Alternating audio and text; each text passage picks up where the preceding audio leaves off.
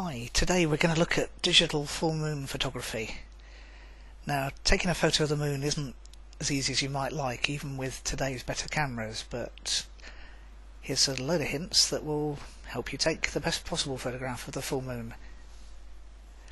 First thing you're going to need to do is turn off all the auto exposure, auto focusing, all that kind of thing on your camera, because it just gets completely and utterly fooled by the bright moon against a pretty dark background.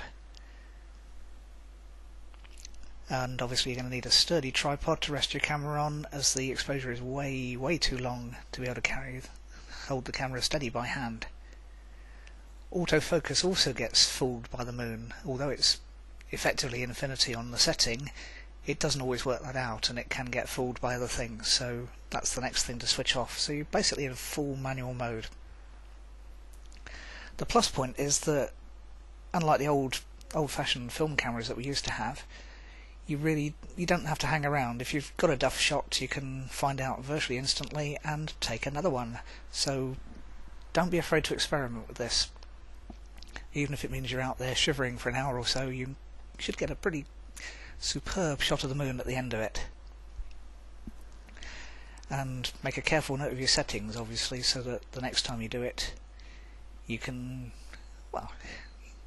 a lot closer to where you should be, and you can experiment around that rather than starting again from scratch. One thing to be wary of is making sure that your exposure isn't too long. Absolute maximum should be a 1/15 of a second, because in that time the moon's moved a mile, and that starts to introduce sort of blurring, which will be noticeable. So absolute maximum 1/15 of a second, unless you want the special effects, obviously, that you can do that way. And if your camera's got it, use bracketing so that you're increasing the odds of taking a decent shot of the full moon. So set your camera to full manual exposure. Manually focus your zoom to infinity. If you've got a polarizing filter, use that, because that'll help on the photograph. And if you've got the option, because you've put it on a sturdy tripod that's got full tilt up and down, left and right, but if you've got the option, use an infrared remote control to trigger your shot, because that will also keep camera shake out of the option.